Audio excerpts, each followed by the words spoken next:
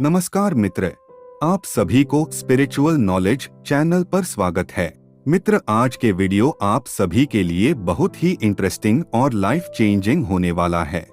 अगर आप इस वीडियो को अंत तक ध्यान से देखते हैं तो इस वीडियो से कुछ ऐसा सीखने को मिलने वाला है जो आपको लाइफ में सफलता हासिल करने में बहुत ही मददगार साबित होंगे।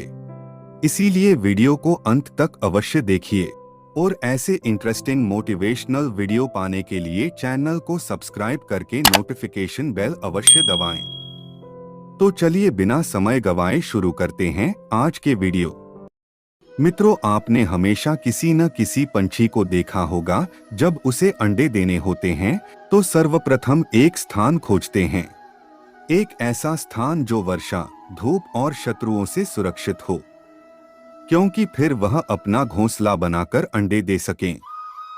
और फिर उन अंडे से नन्ही सी चिड़िया निकल आती है और वह माँ पंछी उन्हें भोजन देती है, उनकी सुरक्षा करती हैं। परंतु जब उनके पंख निकल आते हैं तब ना ही उनको भोजन देती है और ना ही उनकी सुरक्षा करती है और ना ही उन्हें घोंसला बनाना सिखाती है, बस उन्हें उड़ने की कला सिखाती है। फिर वही नन्ही चिड़िया उड़ने की कला सीखकर स्वयं अपना भोजन लाना सीखते हैं और स्वयं अपना घोंसला बनाना भी सीखती है। और हम मनुष्य क्या करते हैं? अपने संतान बड़े होने के पश्चात भी उनके ही चिंता में डूबे रहते हैं और प्रयास करते हैं कि उनके लिए अच्छा घर बना सकें, अच्छे नौकरी व व्यवसाय दे सकें।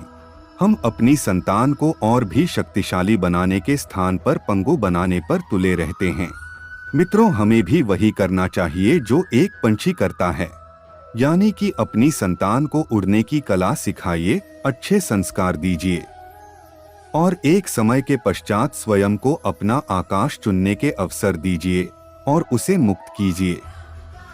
मित्र, आप जानते हैं कि अनगिनत प्रयासों की पश्चात एक चींटी अपने लिए एक छोटा सा घर बना पाती है, जो अन्य जीवों के लिए सरल सी बात है, लेकिन उस चींटी के लिए ये उसके जीवन के सबसे बड़ी घटना है और सबसे बड़ी सफलता भी है।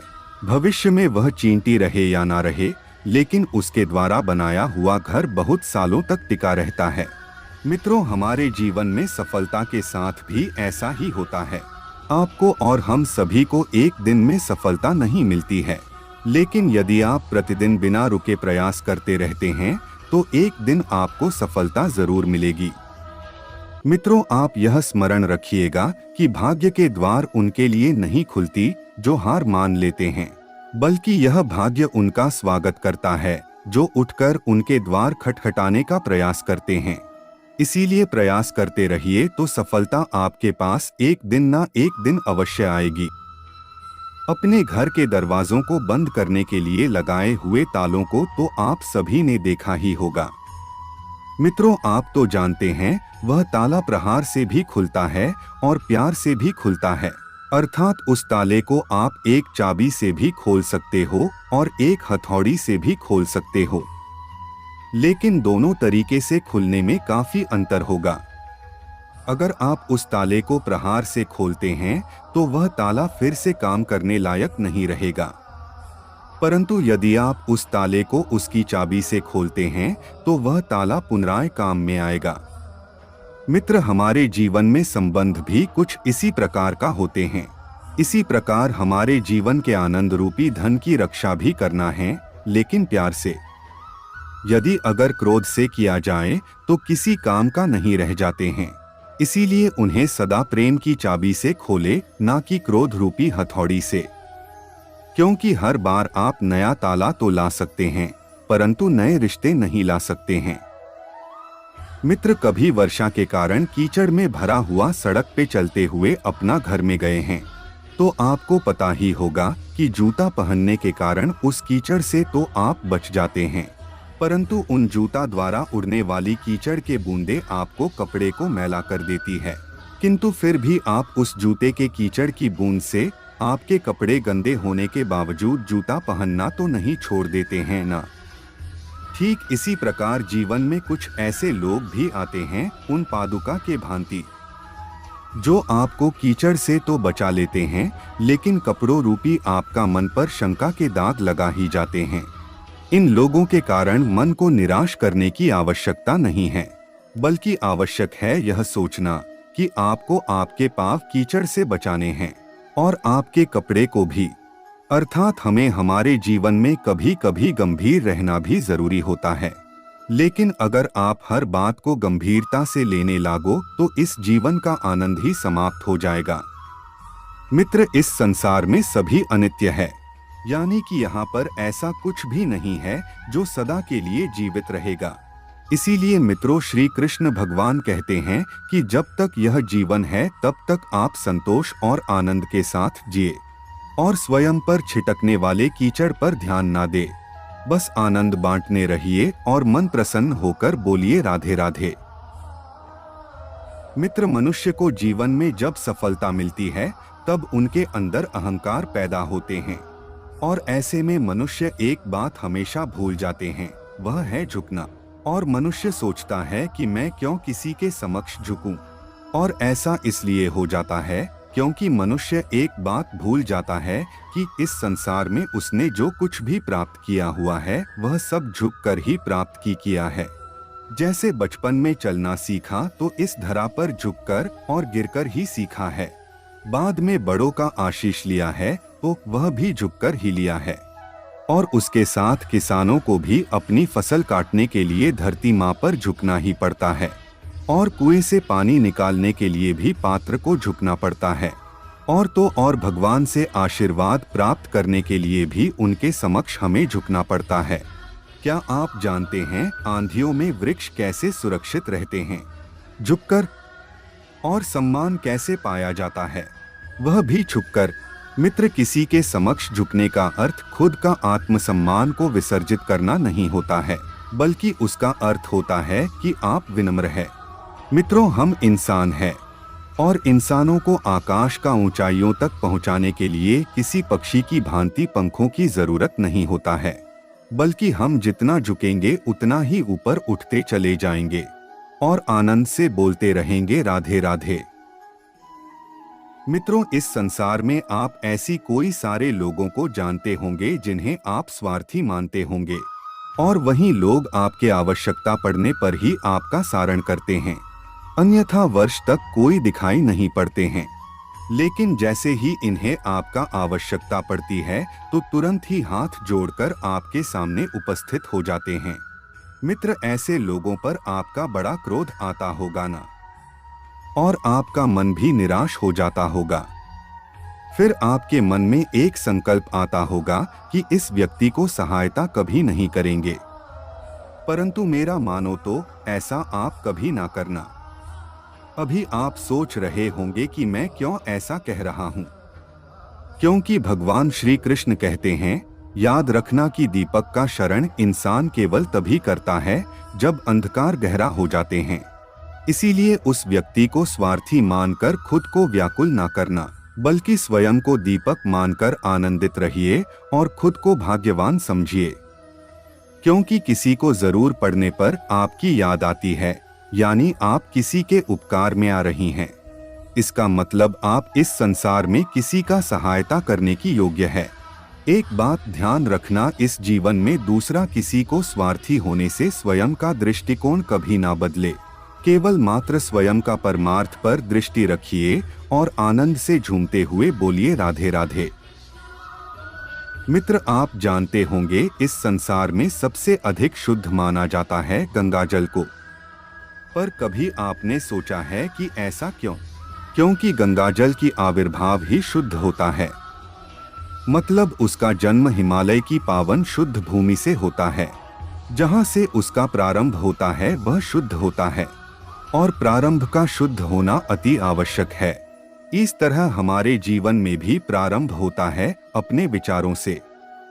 इसीलिए हमेशा अपने विचारों को शुद्ध रखिए, क्योंकि इन विचारों से बनते हैं आपके शब्द, और ऐसे ही शब्द को भी शुद्ध रखिए, क्योंकि शब्द से ही आपका कार्य संपन्न होते हैं। और इसी तरह आपके कार्य शुद्ध रखें, क्योंकि आपके कार्य आपका स्वभाव बनाते हैं, और स्वभाव से बनती है आपकी आदतें, और आपकी आदतों से बनता है आपका चरित्र, और यह चरित्र ही संसार के समक्ष आदर्श के रूप में आता है। परंतु विचारों से आदर्श तक के लिए यात्रा तभी शुभ होगी जब आपका विचार शुभ और शुद्ध होंगे। इसीलिए आप अगर इस जीवन और संसार में एक सफल और कामयाब इंसान बनना चाहते हैं तो अपने विचार हमेशा शुद्ध रखिए। फिर आनंद से झूमते हुए बोलिए राधे राधे। अगर यदि मैं आपसे पूछूं कि दूध और मक्खन इन दोनों में संबंध क्या है, तो आप कहेंगे कि यह तो सरल सी बातें हैं, क्योंकि दूध से ही मक्खन बनता है। और यदि मैं आपसे पूछूं कि इन दोनों में अंतर क्या है, तो कोई कहेगा कि एक तरल है तो दूसरा ठोस, तो कोई कहेगा कि एक जनक है तो दूसरी उनकी संतान है। परंतु मैं कहता हूं नहीं, इन दोनों में अंतर है शुद्धता का, क्योंकि मक्खन दूध से कहीं गुना अधिक शुद्ध होता है। मित्रों, इस बात को कुछ इस प्रकार समझा जा सकता है कि यदि कोई कीट जाकर उस पात्र में गिरे जिसमें दूध रखा हुआ है, तो आप उस समय क्या करते हैं? आप दूध को फेंक देते हैं। लेकिन यदि कोई कीट जाकर उस पात्र में गिरे जिसमें मक्खन रखा हुआ है, तो फिर आप क्या करते हैं? तब तो आप उस कीट को निकाल कर फेंक देते हैं, क्योंकि वह कीट मैला और दूषित है।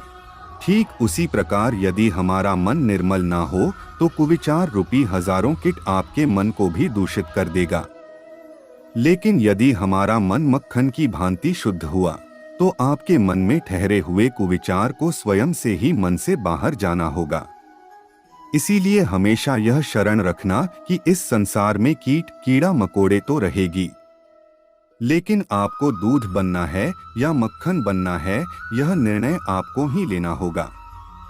आइए और आनंद से झूमते हुए बोलिए राधे राधे। मित्रों, क्या आप जानते हैं, हमारा शरीर प्रकृति परमेश्वर की सर्वोत्तम रचना है। जो शरीर और तत्व हमें मिले हुए हैं ना, उन सभी तत्व और अंगों का अपना अपना एक संदेश है। क्या है वह संदेश जो हमारे अंगों और तत्व से मिलते हैं? जानने के लिए मेरे साथ बने रहिए। मित्रों, हमें 2 आंख दिया गया है आपने चारों ओर देखने के लिए, 2 कान दिया गया है सुनने के लिए, नासिका में 2 नथुने दिया गया सांस लेने के लिए, और दोनों हाथ दोहरा परिश्रम के लिए दिया गया है। परंतु जिह्वा केवल एक ही दिया गया, ऊपर से बलिष्ठ नुकीले दांत दिया है चारों तरफ रक्षा के लिए। आपने कभी सोचा है ऐसा क्यों? क्योंकि शब्द और शब्द का उपयोग इंसान की सबसे बड़ा शस्त्र है, जिसका उपयोग जितना सोच समझकर किया जाए उतना ही इंसान के लिए अच्छे हैं, अपने जीवन में आगे बढ़ने में मदद मिलते हैं। इसीलिए मित्र, हमेशा याद रखना कि देखना, सुनना, समझना अधिक लेकिन बोलना कम। फिर देखना आपको सफल होने से कोई नहीं रोक पाएगा। जीवन क्या है? यह जीवन हम जन्म लेते हैं और बड़े होते हैं और हमारे माता पिता हमें पालन पोषण करते हैं, फिर उनके संसाधनों से हमारा बचपन बीतता है। फिर हम बड़े होते हैं और हम विवाह कर लेते हैं, फिर हमारे संतानें होती है और हम उनके लालन पालन करते हैं, और फिर हम वृद्ध हो जाते हैं और आखिरी में एक दिन इस संसार को अलविदा कहते हैं। क्या यही जीवन है? मित्र, आपके और हम सभी के जीवन में यह प्रश्न कई बार आता ही होगा, है ना? अब मैं आपको अपने जीवन के एक अपरिहार्य वस्तु जल के जीवन के बारे में बताता हूँ। यह सागर से भाप बनकर उठता है, फिर बादल बनकर बरसता है और फिर नदी बनकर चलते हुए आगे फिर से सागर में जाकर समावेश करता है। परंतु वह कभी प्रश्न नहीं करता है कि उसका जीवन क्या है और उस जीवन का उद्देश्य भी क्या है। यह कैसे संभव है? आइए जानते हैं। जल हर भाव में जीता है और जितना बन सके देना जानता है। जैसे जब सागर में होता है तो अनगिनत जन प्राणियों को जीवन दान देता है। जब सागर से भाप बनाकर बदल बनता है तब किसानों को आशा देता है कि पुनः फसल उपजेगी। जब वर्षा बनकर बरसता है तो इस सुखी और प्यासी धरा को सींचता है, और जब नदी में प्रवाहित होता है तो किनारों पर वनस्पतियों, पशु पक्षियों को जीवन देता है। जरा एक बार यह सोचिए कि क्या यह जल कभी यह सोचता होगा कि उसका जीवन क्या है और उसके जीवन का उद्देश्य क्या है। नहीं, बस वह अपने धर्म का पालन करता है और जितना हो सके सबको आनंद देते हुए चलते रहते हैं।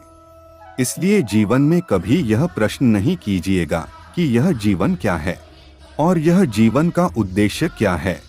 बस इस जीवन में अच्छे कर्म करते हुए जीते रहिए और जितना हो सके सबको आनंद देते रहिए। फिर आपका मन आनंद से झूमते हुए बोलेगा राधे राधे।